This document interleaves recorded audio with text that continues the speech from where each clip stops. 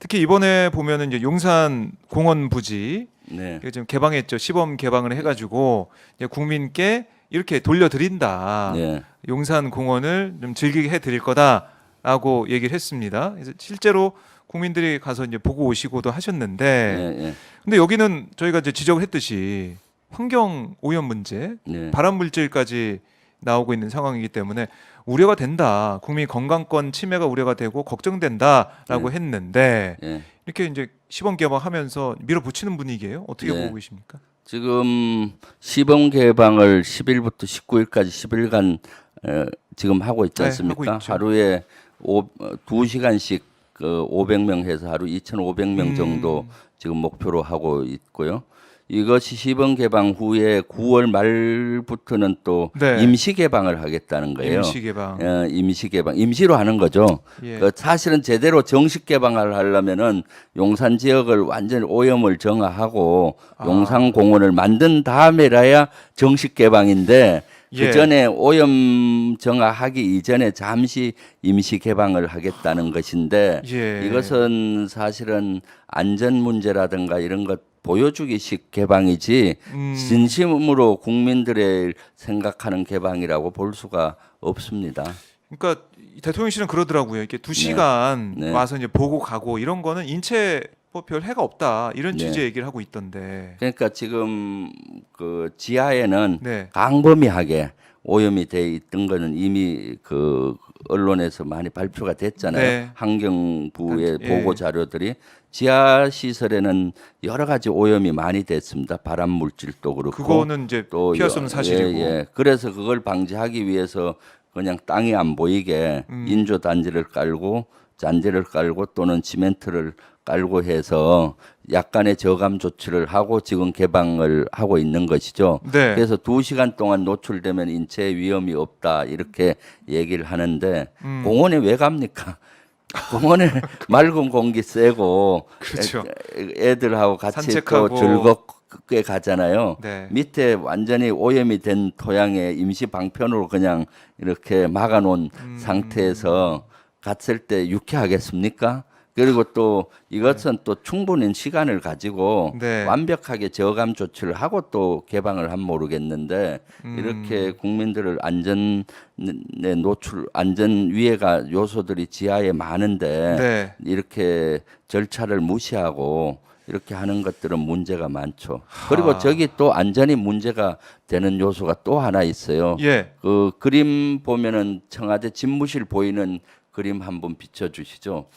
거기 보면은 잔디밭에서 청와대를 그 대통령실을 바라봤을 때 지금 현재 개방한 장면 그림 있잖아요. 네. 봤을 때 앞에 잔디밭이 있고 그 뒤에 대통령 집무실이 네, 보이게 돼 보이거든요. 있죠. 그 예. 앞이 뭔가 하면은 대통령 헬기장입니다. 아. 거기가 예. 헬기장인데 예전에는 불과 몇 개월 전까지만 해도 그 헬기장에 예. 안전보호벽이 있었어요.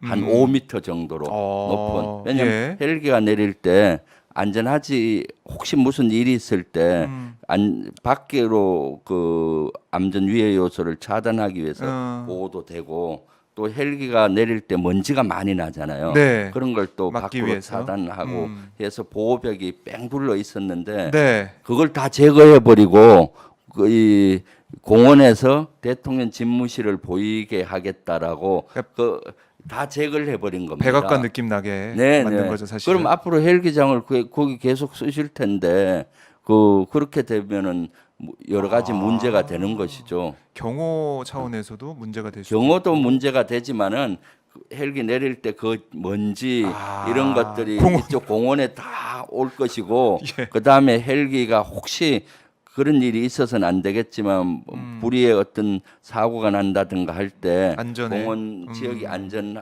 보호벽을 다 없애버려서 안전에 대단히 우려가 되는 것이죠. 예. 그래서 왜 이렇게 안전 불감증에 걸려 있는지 모르겠어요. 그래요. 보여주기 쉽게 급급해서 안전벽도 없애버리고 네. 또 밑에 지하에 온통 오염이 돼 있는데 그것을 그냥 임시 방편으로 이렇게 무마해버리는 네. 이런 것들은 좋은 선례라고 할 수가 없고 사실은 국민이 그 중심에 없는 것 같아요. 그냥 보여주기식 이런 행정인 네. 것이죠. 예. 아, 보니까 로봇계도 등장을 했더라고요. 네, 예. 잔디밭에. 예.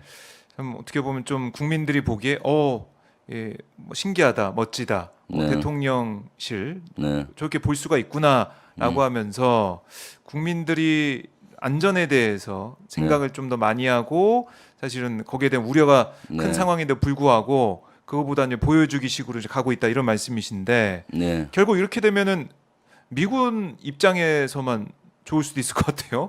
이게 정화 끝나지 않았는데 그냥 이제 반납하고 떠나는 그런 상황이 되는 그렇죠. 거 아니겠습니까? 사실 나중에 미군 잔류 기지가 만들어져야 네. 완전히 그 용산 기지가 반납이 100% 되는 아. 겁니다. 왜냐하면 지금은 반납은 됐지만은 그 땅 위만 반납이 됐다고 봐요.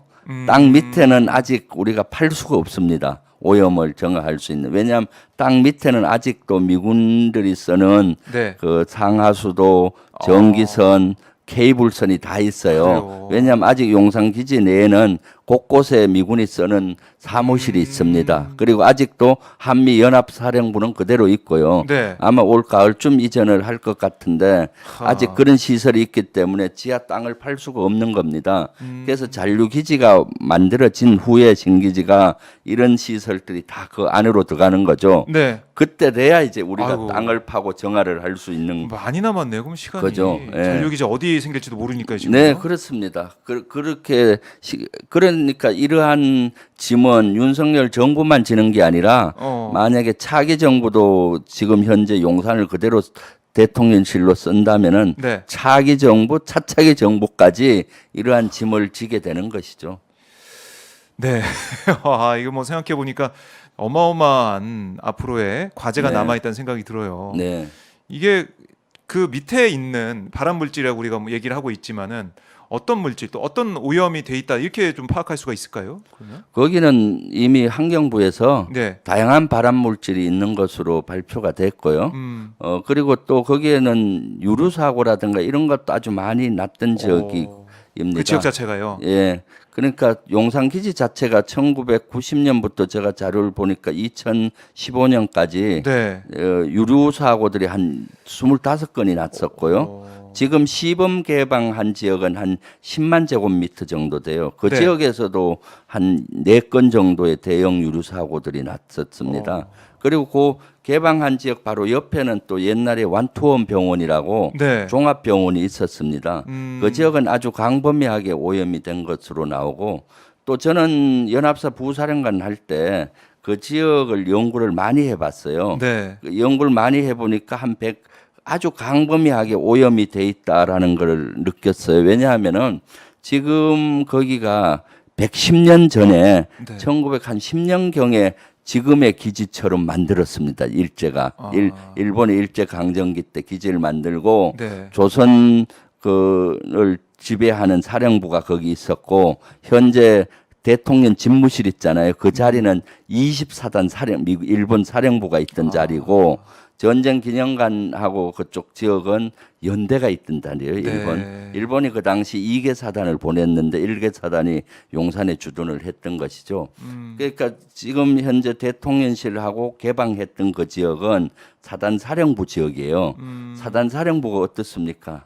거기 보급 정비 이런 시스템을 갖고 있어요. 정비대, 보수대, 그렇겠네요. 수송대 네. 전방이 아니니까 사실은. 그런 걸 그 전방의 걸 지원해 줘야 그렇죠. 되니까 그런 시설이 있던 지역은 광범위하게 오염이 돼 있겠죠. 예를 들어서 예전에 수송부라든가 정비대 이런 데서는 110년 전에 제대로 그런 그쵸, 것들을 정화나 이런 게안 정화했겠습니까? 됐겠죠. 땅에 묻었겠죠. 그리고 쓰레기 같은 경우도 수거했겠습니까? 대다수 땅에 묻었고. 네. 그래서 110년 동안 그렇게 그 유지가 됐던 것이죠. 그 일제 강점기가 끝나고는 미국이 거기에서 있었고요. 미군들은 사실은 땅이 넓어서 그런지 몰라도 환경에 대한 것들은 우리보다 대단히 그 체감하는 것이 낮습니다. 그 좀 그렇죠.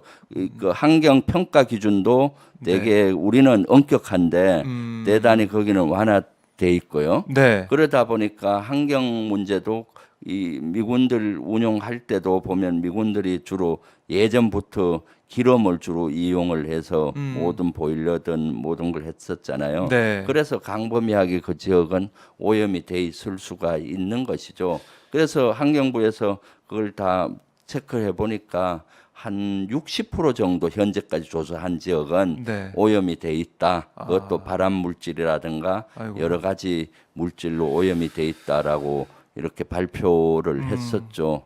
그런 위에다가 공원을 이렇게 만들었다고 해도 네. 가서 마음 편히 특히 어린 아이들을 데리고 가서 많이 공원에서 놀 거 아닙니까? 공원을 네. 가서 이렇게 가족 그러면 단위로. 가족 단위로 마음 편히 할 수 있겠습니까? 그래서 근본적인 치유를 하면서 하면 좋을 텐데 네. 졸속으로 이렇게 하는 것이 만약 피해가 생긴다면 고스란히 그런 것들을 국민들이 국민들에게. 갖고 오게 되겠죠. 예. 네, 걱정이 됩니다. 자, 이 보여주기식 이 국정 운영 이런 건 안 되고 국민의 안전권, 건강권이 중요하다. 이렇게 좀 저희가 정리를 해보도록 하겠습니다.